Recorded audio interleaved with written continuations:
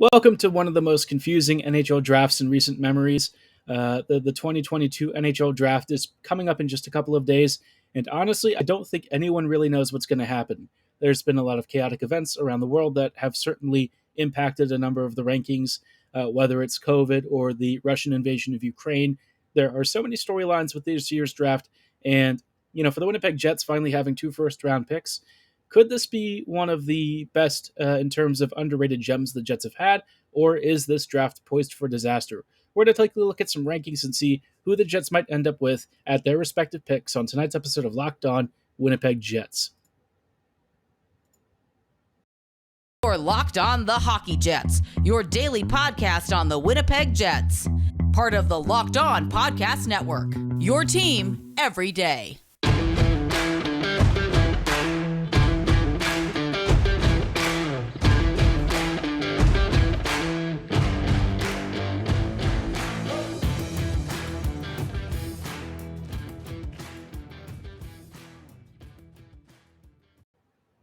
Hello, friends, and welcome to tonight's episode of Locked On Winnipeg Jets, part of the Locked On Podcast Network, your team every day. I'm your host, Harrison Lee, an avid Winnipeg Jets fan and an online blogger. You can follow me on Twitter at HLLivingLoco and at LO_Winnipeg Jets. Thank you so much for making Locked On Jets your first listen of the day every day. If you like what you're hearing, be sure to like, follow, and subscribe on your favorite podcasting platform of choice, including Apple, Spotify, Google, Megaphone, Odyssey, and YouTube. Doing so is completely free of charge and ensures you never miss another episode. But most of all, we just really love and appreciate your support. Now, on tonight's episode, I wanted to sort of talk about the upcoming draft and some of the rankings that have been coming out. More specifically, Craig Button's list. Craig tends to take a big aggregate of like all of the different scouting services out there and tries to pull together some sort of like a composite list. It's been a weird year for the NHL in general when it comes to prospect scouting, and I think this particular draft, more so than any other, is faced with so many unknown variables, quite frankly, a lot of chaotic world events, things that were out of the control of almost every single league out there, and it's really put, I would say, a strain on the drafting and scouting process this year. I think we're looking at more players maybe with, I would say, cosmetic flaws. The amount of missed ice time and seasons, certainly the controversies going on between Russia and Ukraine and all of the sanctions and things that have emerged out of that around Russian players, also having a bit of an impact on the rankings, and even some of the stuff that's happened in the world in terms of hockey players being detained in Russia. One of the most recent ones, or the primary one that we're aware of right now, Ivan Fedotov from the Philadelphia Flyers. I think his case represents a very worrying situation for a lot of NHL GMs. Are we actually going to be able to get, players like Fedotov and other drafted prospects, or even just guys playing in the KHL right now who could potentially be free agents or even drafted prospects already in systems? Can we actually get them overseas? That remains a huge question. So this year's draft is very chaotic. And in looking at it, Craig Button has tried to put together a list based on all of the rankings out there. And from, the top 10 or so, most of the names are relatively straightforward. You've got Shane Wright and Juraj Slavkovsky, I think is how you pronounce it, going first and second, which I think Juraj is definitely the number 2 pick for the Devils. I think Wright will still go first overall to the Habs. After that, though, this is where things kind of get really interesting. He's got Joakim Kamel at third, then Logan Cooley, Simon Nemetz at fifth, David Juracek at sixth, Cutter Gauthier at seventh, Jimmy Snuggerud at eighth, Jonathan Lekedamaki at ninth, and Kevin Korchinski at 10th. Some of these guys for me are probably pretty low. I would say there are players down this list that I think should be much higher. Snookerud, I would be surprised if he goes like this high at 8th, especially when Matthew Savoie is still on the list.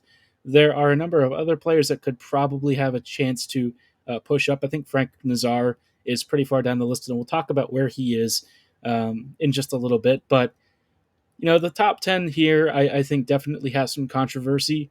I think it also speaks to the complications that there have been in trying to scout some of these players.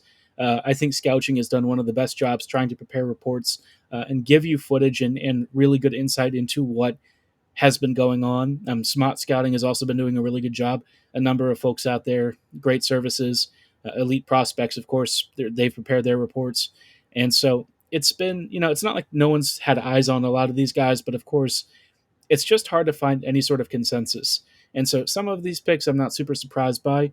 Where you're going to be more interested to hear is in the Winnipeg Jets range.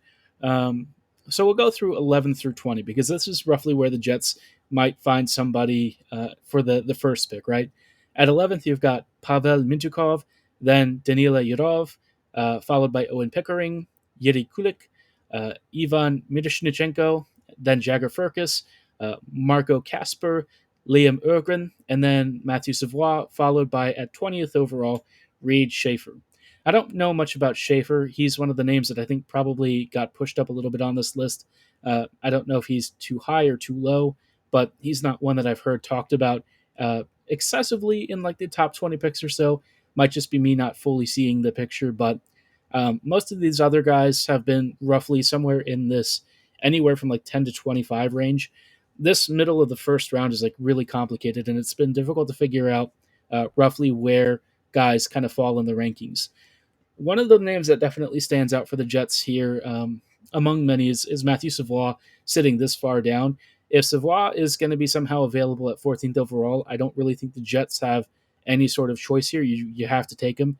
I think he would probably be one of the best choices available left, unless the Jets want to take a little bit of a risk and go for somebody like Mintyukov. Mintyukov, I've talked about in the past as being one of the most dynamic defenders in the entire draft.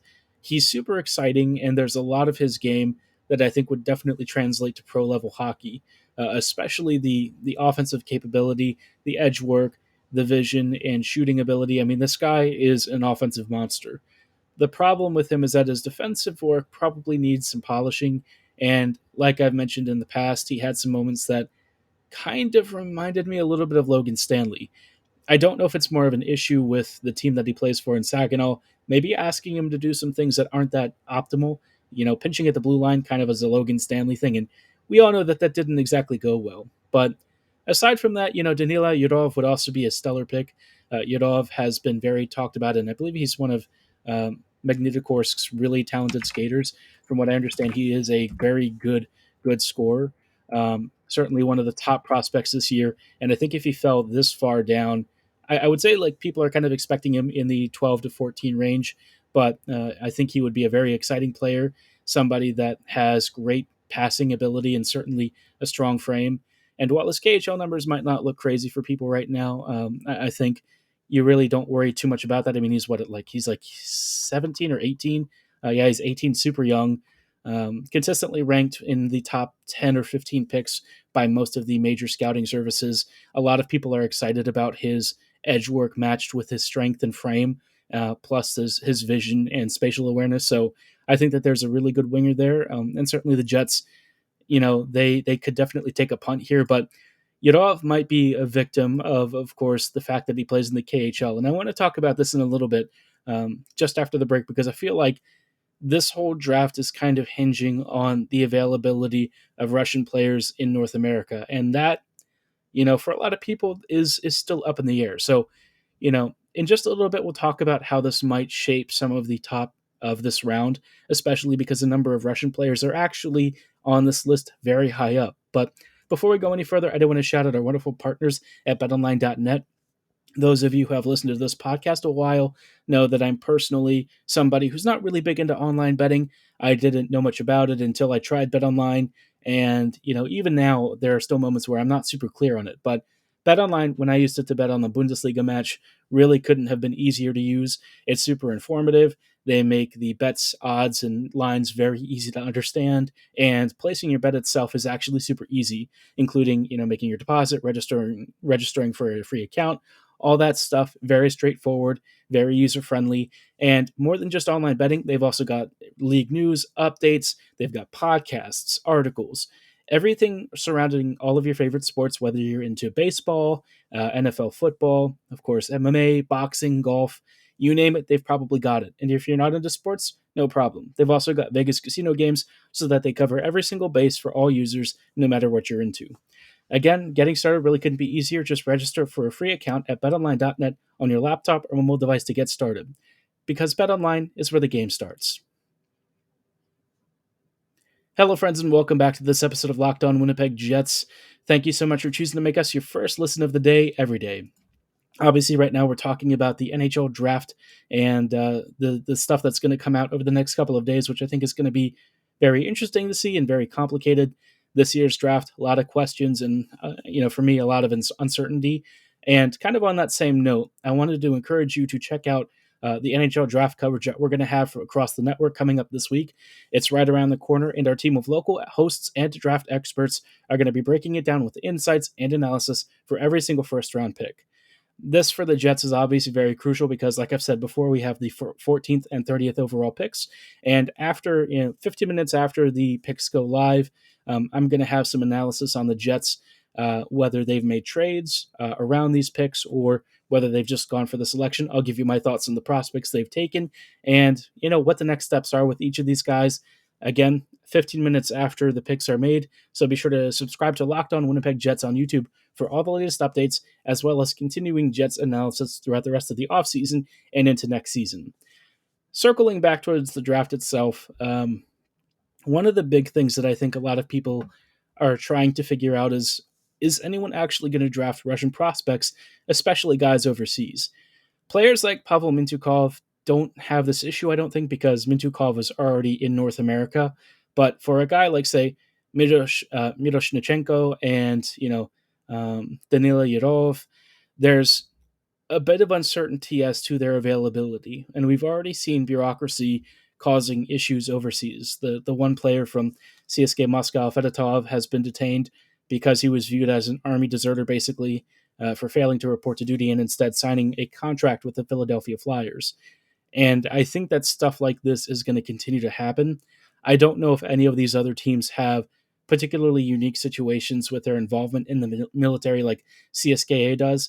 That team, apparently you are actually considered a member of the military, but I think regardless of what is maybe the specific circumstances, I think it maybe gives a good insight into what might happen to a lot of these players, especially if Russia is reticent to let them move towards North America, because obviously, Russian prospects are a very big deal for them. And on an international stage, these players all represent the regime's hard work in perfecting their hockey programs and development cycles. So I think that this is a very unusual situation, especially with the invasion going on. And apparently, a lot of NHL teams have basically said they're not going to take Russian prospects. So I don't know how I feel about that. I think, on the one hand, I understand why they're being blackballed, and I think there are legitimate material concerns about players who are still overseas and whether or not they can actually be brought over. But for guys who might be already stateside or in North America in general, I feel like that's not really the most fair assessment. Don't punish the kids who are already here and who, many of them probably don't have any connections to the regime. Many of them might not even be in favor of what's happening, but, just trying to, I think, evaluate them on their hockey skill alone, I know is obviously a very complicated question right now.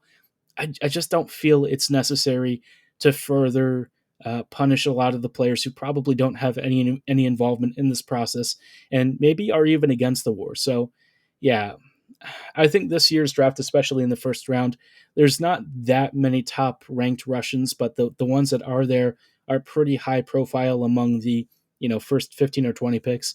So, yeah, it's going to be strange. And I think for the Jets, we've already got some Russian prospects in the system. I don't know how many of them have come overseas. I think there are at least a couple that are still playing in the KHL, which I'm sure for the Jets is a little bit concerning. I don't think Winnipeg is actually going to draft any of these guys except for maybe Mintyukov. Usually Winnipeg has gone for BPA, but given the risks around all of this, I just can't see the Jets going out on a limb unless there's a really, really amazing player there that they just can't really pass by. So it's a weird situation. I've never seen anything like this in all of the years that I've followed the NHL and hockey. This is the first time that something like this has really come up. And I hope it's the last time, but I suspect it probably won't be with the way things are trending these days. But I'd be curious to know how you feel about this. Do you think that the Jets should be drafting Russian prospects, especially those who are still overseas, or do you, like me, kind of think that it might actually be too risky and maybe it's not for the best? Let me know what your thoughts are in the comments below or at HLivingLoco and at LO_Winnipeg Jets. In a little bit, I want to talk about some of the players that are on this list that I think could definitely be fits for the Jets and why Winnipeg might be swinging for the fences here this year, all coming right up after the break. Hello, friends, and welcome back to this episode of Locked On Winnipeg Jets. We're closing out tonight with some interesting thoughts on the upcoming draft and what I think Winnipeg might do. This year definitely is an unusual season for the Jets, an unusual offseason. Of course, we've got a brand new head coach who has a very different philosophy than Paul Maurice did. And, I think for the most part, Chevy might be in control now. I think he doesn't have to worry so much about other voices necessarily influencing the direction he wants to take this team.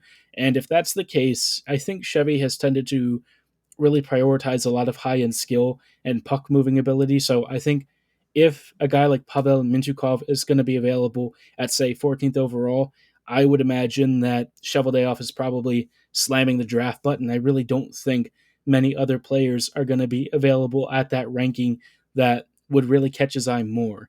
The only reason somebody would is if, like, a player who's just really insanely good falls to them, maybe like a Kevin Korchinski or something.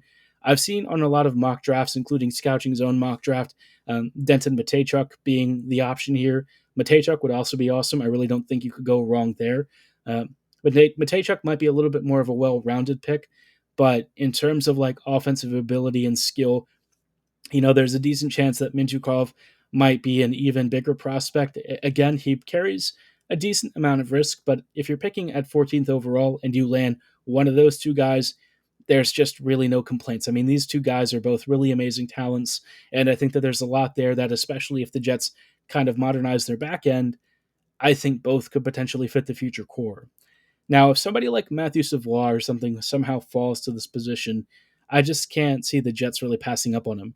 He's one of the most talented offensive players in this entire draft, and the Jets, I mean, they're going to have some really great options. I have to say that Frank Nazar, who's currently sitting at 25th overall on this ranking, I can't imagine him slipping out of the top 15.